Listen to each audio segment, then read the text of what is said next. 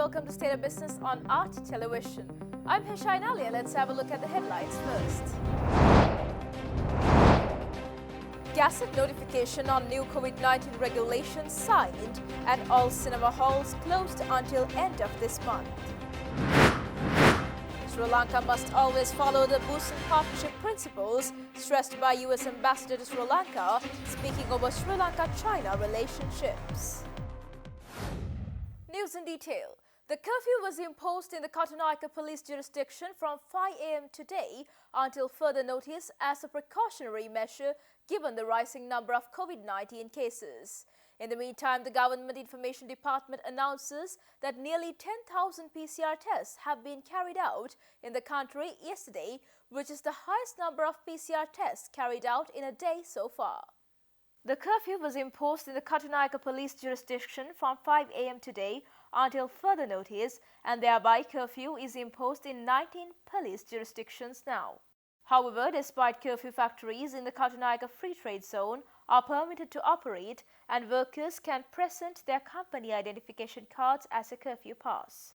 Consequent to several areas of the country coming under quarantine curfew, Sri Lanka Export Development Board is providing facilitation to ensure that the operations of non-BOI export industries located in curfew areas function without interruptions, subject to the guidelines issued by the Ministry of Health.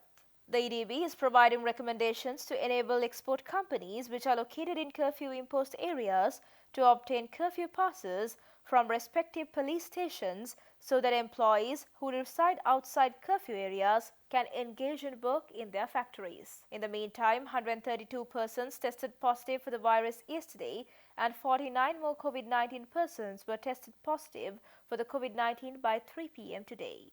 Thus, now more than 5,200 persons have contracted the COVID-19 virus in the country. Moreover, 23 more patients who have contracted the virus have been discharged today after a full recovery.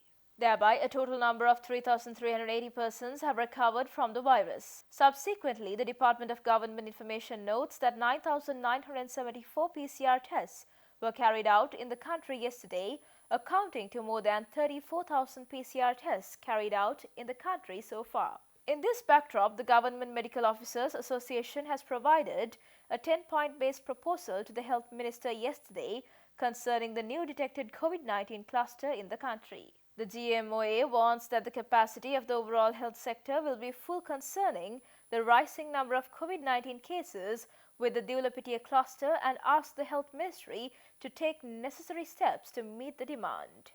Subsequently, Ambassador of the Republic of Korea to Sri Lanka, Woo Jin-jong, met with Army Commander Lieutenant General Shavendra Silva, who is the Chief of National Operations Center for Prevention of COVID-19 outbreak at the Army headquarters and has donated a consignment of 4,000 reusable fabric masks for distribution among Army personnel engaged in controlling COVID-19, especially in the area of Gampaha.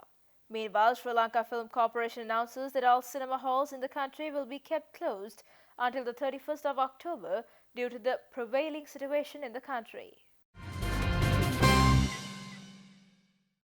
The Health Ministry announces that the Gazette notification on new COVID-19 preventive regulations is signed by Health Minister Pavitra Vanniyarachchi. In the meantime, a batch of health equipment made using modern technology by local innovators which are highly useful to treat COVID-19 patients were distributed to Ragama and Gampaha General Hospitals today. Accordingly, patient inspection or examination chambers, ICU beds, safety chambers, robots to treat COVID-19 patients, 6 units of health protective water-saving taps were distributed to the District General Hospital in Gampaha. On the other hand, automated robots and low-cost open-source ventilators were distributed to the National Hospital for Respiratory Diseases in Ragama. These equipment were distributed by the patronage of State Minister for Skills Development, Vocational Education, Research and Innovation, Dr. Sita Armepola, today morning.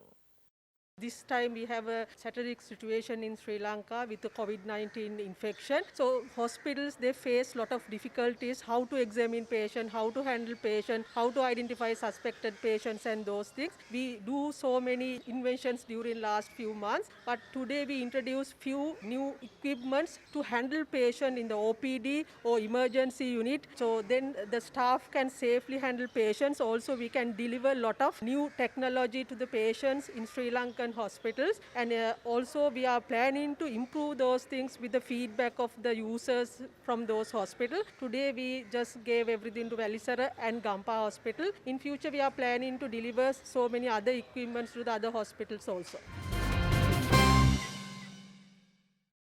President Gotabaya Rajapaksa has stressed the need to create a market where farmers get high prices for their products while consumers get goods under relief prices. President made this observation at a discussion held with the Cost of Living Committee at the Presidential Secretariat yesterday. President points out that farmers in all parts of the country should be given the facility to sell their produce directly to the consumer without the involvement of intermediaries.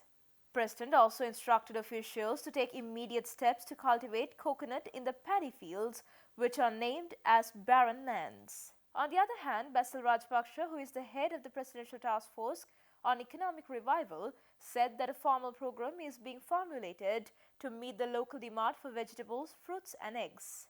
He also said that as a step to uplift the low-income earners, it is planned to grow vegetables and fruits at home and to meet the demand for eggs through domestic poultry farming. The officials pointed out that this year's Yala and Maha seasons have seen a higher paddy harvest compared to last year. It was also stated that a special program has been planned in collaboration with the Railway Department to transport fruits, vegetables and fertilizers by train. Stay tuned for more news right after this commercial break.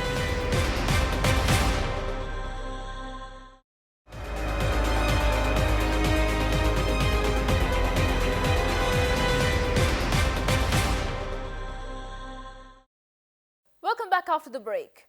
The Colombo stock market yesterday produced the second day of over 5 billion rupees in turnover, and broker firms say that it was due to prolific trading rejuvenated by retail and high net worth individual investors, with key price indices turning positive once again. The All-Share Price Index gained by 87 points to 1.5% to 5,890 points, and S&P SL20 index improved by 43 points or 1.8% to close at 2,346 points. Yesterday's 5.5 billion rupees turnover was hot on the heels of 5.3 billion rupees on Tuesday, the previous day. Major contributors to ASPI's gain yesterday were Haley's Commercial Bank, Carson Cumberbatch, John Keel's Holdings as the biggest contributor to turnover with 713 million rupees, and LOLC. Last month, the market in terms of ASPI posted its highest monthly gain of 12.3% since 2012, with daily turnover of 2.4 billion rupees. In August, the turnover averaged 1.8 billion rupees daily and the ASPI gained by 4%. Year to date, however, ASPI is down by 4% still and S&P SL20 lower by 20%. Number of trades yesterday was 40,763, again the second consecutive day of over 40,000 trades. Tuesday's figure of 41,686 was the highest in 9 years. Analysts said increased interest in the power sector is due to the fact that it has performed very well in the past year, and the sector is proven to be insulated from the negative effects of COVID-19 economic slowdown. Capital goods sector was the top contributor to the market turnover, while the sector index gained 3.58%. The share price of John Keel's Holdings increased by 2 rupees and 30 cents to close at 131 rupees and 90 cents. The materials sector was the second highest contributor to the market turnover, while the sector index increased by 7.89%. U.S. Ambassador to Sri Lanka Elena B. Teplitz stresses that Sri Lanka must not be vulnerable in its foreign relationships. She also stresses that the United States will encourage China's relationship with Sri Lanka if it is transparent and mutually beneficial. U.S. Ambassador to Sri Lanka, Elena B. Teplitz, speaking to a local daily newspaper, says that the U.S. government offered the MCC grant as it received a request from the government of Sri Lanka. She also stressed that the decision on whether to proceed with the proposed MCC development grant program completely rests with the government of Sri Lanka. However, she had also expressed her displeasure for making the agreement so politicized despite its condition of the non-political, data-driven consultative framework in which the development projects were conceived. The U.S. ambassador also said that the proposed $480 million program is a grant and not a loan, and it would directly benefit more than 11 million Sri Lankans by reducing traffic, facilitating the transit of agricultural products to markets, and providing safer public transport options. Speaking over the Sri Lanka's relationship with China, she added that Sri Lanka should not be vulnerable in its international relationships. According to her, the U.S. belief is that the partnerships between countries should be open, transparent, and mutually beneficial. She also added that the USA will encourage only such relationships between the countries. She also pointed out that development partnerships that adhere to the four principles of the Busan Partnership for Effective Development Cooperation must be respected by all three nations, the United States, Sri Lanka, and China, as they are signatories to the agreement. The four principles which she highlighted are country ownership over the development process, a focus on result, inclusive development partnerships, and transparency and mutual accountability. Chief Delegate of the Delegation of German Industry and Commerce in Sri Lanka, Andreas Hergenrother, stresses that fresh fruits and vegetable exporters in Sri Lanka should increase awareness for products made in Sri Lanka in international markets to increase business opportunities. Chief Delegate of the Delegation of German Industry and Commerce in Sri Lanka made these observations, announcing the details of the Fruit Logistica, which is the world's largest trade fair for fruits, vegetables, and spices. Fruit Logistica is a specialized international trade show for fruits, vegetables, and spices, and increasing opportunities for local industry stakeholders and export-oriented companies. The trade show is scheduled to happen from February 3rd to 5th next year in Berlin, and it will showcase innovative machinery, digitalization, automation, and network technology with special focus on greenhouse technology. Fruit Logistica will be attracting more than 3,300 exhibitors from over 90 countries and more than 72,000 trade visitors from over 135 countries.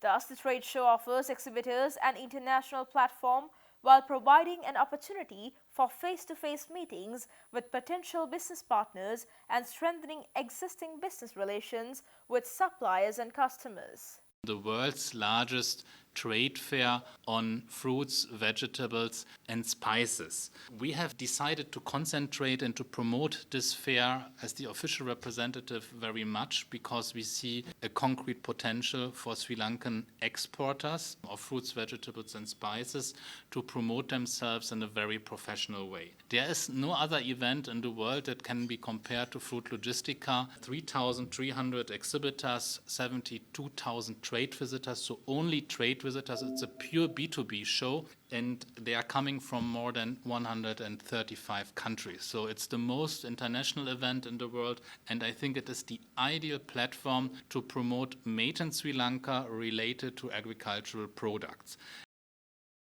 Speaking for the Chief Delegate of the Delegation of German Industry and Commerce in Sri Lanka, Andreas Hergenrother stresses that the government's strategy to increase export capacities is commendable since fruits and spices in Sri Lanka such as cinnamon, coconut-based products and tea have gained special recognition in the international markets.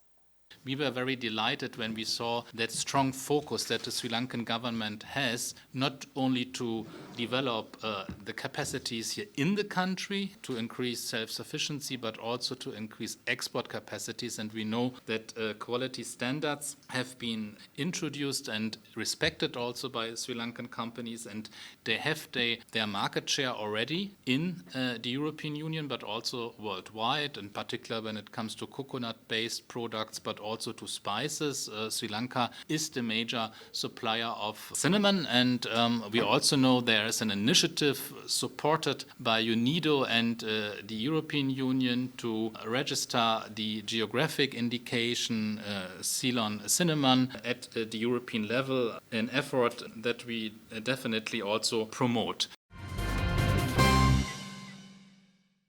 Stay tuned for stock updates.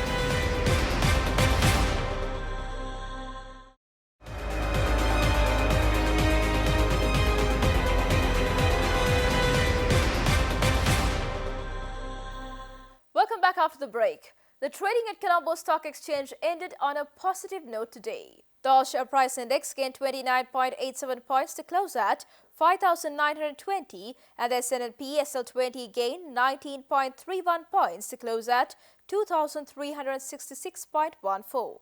The turnover was 3.4 billion rupees and over 211 million shares were traded. Up next are Forex rates.